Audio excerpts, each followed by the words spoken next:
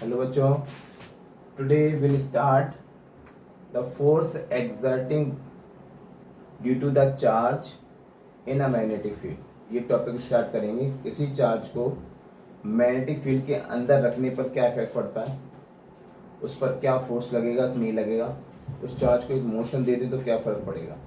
तो ये टॉपिक हम लोग आज इस वीडियो में देखेंगे।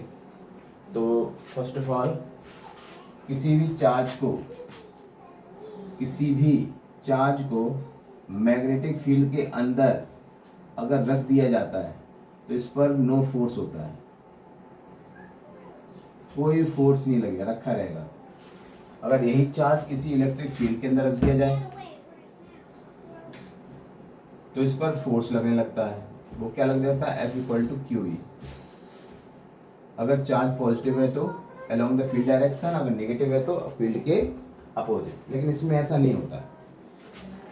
तो इसमें ऐसा क्यों नहीं होता? इसमें रीज़न ये है कि किसी भी चार्ज को अगर मोशन देंगे तभी उसमें फोर्स वर्क करेगा, अदरवाइज नहीं करेगा। इसके कुछ फॉर्मूले हैं, हम उस फॉर्मूले को ध्यान से देखें। तो force is depends on, force किसी भी चार्ज के लिए फॉर्मूला होता है QV×V। ये मेन फॉर्मूला होता है फोर्स का। किसी चार्ज को किसी भी मैग्नेटिक फील्ड के अंदर रखें, लेकिन उसमें वेलोसिटी जरूरी है। अगर उस चार्ज पर मोशन नहीं है तो चार्ज अपनी जगह पर स्टेबल रहेगा। अब सबसे मेन प्रॉब्लम होती है सर, डायरेक्शन कैसे निकालते हैं। इसमें डायरेक्शन का प्रॉब्लम रहता है। तो इसमें पाम रूल से हम यूज़ करेंगे। जैसे V की दिशा डायरेक्शन में करेंगे हम थंब, मैग्नेटिक फील्ड की डायरेक्शन में करेंगे हम लोग पॉइंट फिंगर्स, और जो फोर्स होगा वो हमारा पाम देगा, हथेली। Palm will show the direction of force.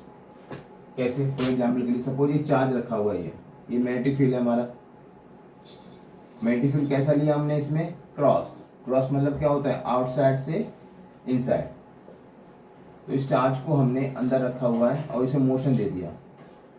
अब ये चार्ज इस मैग्नेटिक फील्ड कहता है आउटसाइड से इनसाइड है ना। मैग्नेटिक फील्ड अंदर की साइड, चार्ज इधर मूव करा है, तो इस पर फोर्स कैसा लगेगा, किधर चार्ज मूव करेगा।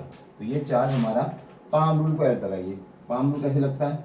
वेलोसिटी की तरफ थंब, मैग्नेटिक फील्ड कैसा है? क्रॉस मतलब बाहर से अंदर की तरफ। अंदर मैग्नेटिक फील्ड हो गया, मोशन इधर, तो फोर्स किधर लग रहा है? ऊपर की साइड। तो फोर्स लग रहा है अब ऊपर की तरफ, तो फोर्स ऊपर लगेगा। तो जैसे ही फोर्स इधर लग रहा है, मोशन इधर हो रहा है, तो रिजल्टेंट इधर आएगा ना। दो वेलोसिटी, ये वेलोसिटी ये वेक्टर, ये वेक्टर, तो दो वेक्टर का रिजल्टेंट हमेशा कहाँ था? बीच से आता कहीं ना कहीं। तो कुछ रिजल्टेंट ऐसे मूवमेंट होगा। इस तरीके से ये चार्ज हमारा किसी भी मैग्नेटिक फील्ड के अंदर इस पाथ पर मूव करेगा। अब वो पाथ कैसा होता है? सर्कुलर पाथ होता है। अब पाथ कैसा होगा हमारा? सर्कुलर। अब वाइज कैसा होगा हमारा? Anti clockwise. ठीक है। अगर यही सिचुएशन अगर नेगेटिव चार्ज के लिए करते तो क्या होता है? यही सिचुएशन अगर हम नेगेटिव चार्ज के लिए करें तो क्या होगा, वो भी समझ लो।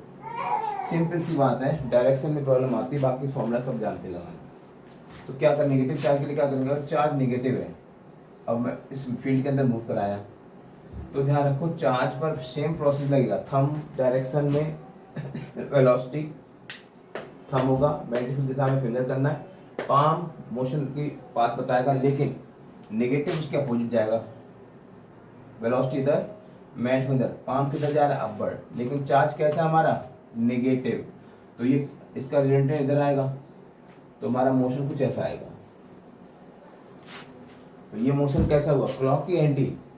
ये क्लॉकवाइज हो गया। ठीक है। तो डायरेक्शन में कोई प्रॉब्लम नहीं आनी चाहिए। I hope this is the clockwise, this is anti clockwise. Thank you, have a nice day.